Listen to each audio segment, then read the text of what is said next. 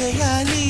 నా వలపు కిరీటం తలపైనే ధరించు, నీ చిలిపి ప్రతాపం నిలువెల్లా చూపించు, నీ చెనుకులకే వేస్తా నా ఓటు, నా చెమటలతో వేస్తా ఓటు.